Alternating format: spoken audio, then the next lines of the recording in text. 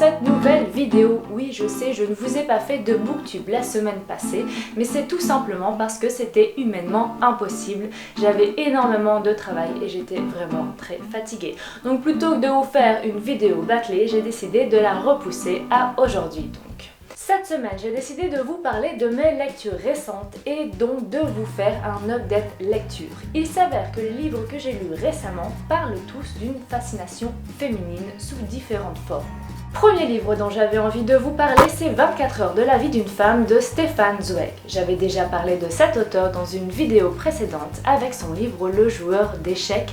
Je vous mets le lien juste ici. Alors que le narrateur se trouve dans le sud de la France accompagné de gentlemen et de ladies, comme vous pouvez déjà le remarquer, l'histoire a été publiée en 1927, ce qui lui donne ce petit côté désuet. C'est alors qu'arrive un événement qui va perturber tous les accompagnateurs du narrateur et qui va les mener à avoir un débat assez houleux. Mais qu'est-ce que cet événement ? Eh bien, c'est Madame Henriette, la femme tant aimée par son mari qui passait ses soirées à jouer aux cartes et à la tromper, qui décide de partir avec un jeune homme qu'elle ne connaît que depuis 24 heures. Elle laisse donc son mari et ses enfants complètement seuls. Évidemment, les autres personnes, femmes et hommes compris, trouvent que cette femme est sans morale, est horrible, est cruelle et qu'une femme digne ne devrait jamais faire ça. Les seules personnes à la défendre sont le narrateur et une vieille femme assez distinguée qu'on croirait justement finalement contre Madame Henriette, mais pas du tout, puisque l'histoire de Madame Henriette lui rappelle un peu quelque chose qui s'est passé dans sa vie, et c'est tout le récit du livre. Il y a énormément de passages descriptifs, notamment sur les mains d'un jeune homme. Et c'est dans le récit de cette Anglaise qu'on trouve justement cette fascination féminine, cette fascination pour la femme, pour son récit et pour ce qu'elle a vécu. Et c'est une histoire à l'intérieur vraiment passionnelle, vraiment très belle et vraiment très touchante.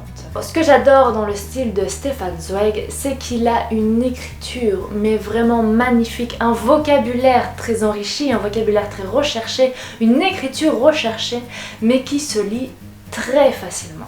Ce que j'ai beaucoup aimé aussi dans le livre, c'est le côté un peu désuet, puisqu'évidemment les choses qui paraissaient choquantes à l'époque ne le sont plus à la nôtre.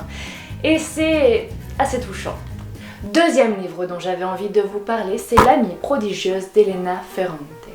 Ce livre, j'avais voulu l'acheter il y a de ça à peu près 1 mois et demi, 2 mois, mais je ne l'avais pas fait. Cela m'avait tellement perturbée que j'en ai rêvé la nuit. Je me suis donc dit qu'il fallait que je l'achète et j'ai extrêmement bien fait. On est à la fin des années 50 dans un quartier pauvre de Naples et on suit Elena et Lila, 2 amies qui ont une relation particulière. L'élément principal du récit, c'est ce lien en fait entre Elena et Lila, mais surtout ce lien vu par la personne d'Elena qui a une fascination totale pour Lila.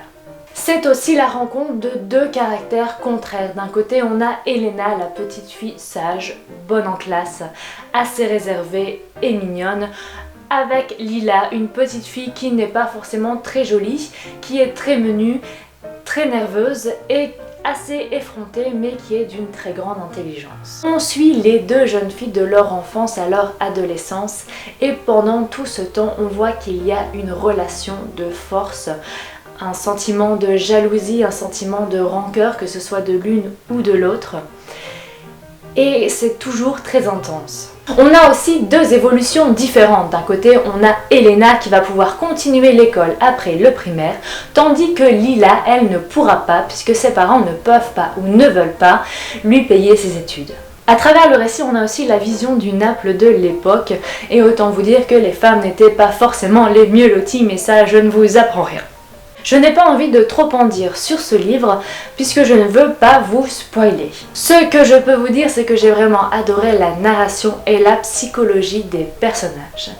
Personnages qui sont d'ailleurs très nombreux à tel point que l'auteur a décidé au début du livre de mettre une nomenclature pour rappeler qui est qui. Ce qui m'a parfois, je ne vous le cacherai pas, énormément aidé. L'Amie prodigieuse est le tome 1 d'une saga qui en compte 4 seulement. Je pense qu'il n'y en a que 3 qui sont sortis en français. Et rassurez-vous, à la fin du tome 1, on n'est pas tenu en haleine à tel point qu'on doit se jeter sur le tome 2. On peut un peu respirer avant le prochain livre de l'auteur et de cette saga. Dernier livre dont j'avais envie de vous parler, c'est La Vénus à la fourrure de Sacher Masoch Léopold de son petit nom.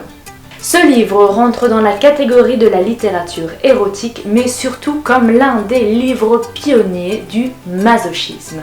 Si vous avez été attentif, vous aurez remarqué que Masoch et masochisme se ressemblent énormément et ce n'est pas pour rien. L'histoire, c'est celle du jeune Séverine qui a un idéal féminin vraiment particulier. Au début, vous n'allez peut-être pas croire qu'il est particulier, mais attendez jusque la fin. Il est en admiration totale devant les statues de Vénus, la déesse de l'amour, mais ce n'est pas tout puisqu'il la mêle à un fantasme de soumission et de fourrure qui lui viennent de son enfance.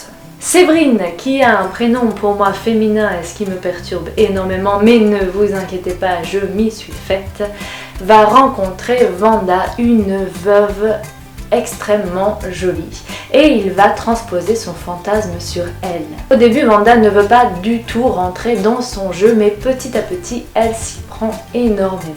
Séverine va donc devenir son esclave et supporter tous ses caprices et toutes ses demandes et surtout tous ses coups de fouet. Bien que le livre soit de la littérature érotique, il n'y a pas une seule scène de sexe à l'intérieur. Ce qui prédomine dans le récit n'est donc pas le sexe, mais cette soumission totale que Séverine a envers Vanda, qui devient son esclave, et il y aura même un contrat. Dans ce contrat, Séverine se donne corps et âme à Vanda et je peux vous dire qu'elle va vraiment en profiter. Il y aura une soumission physique évidemment puisqu'elle va le fouetter en manteau de fourrure s'il vous plaît, mais surtout ce qui m'a marqué c'est la soumission et la domination psychologique que va subir Séverine.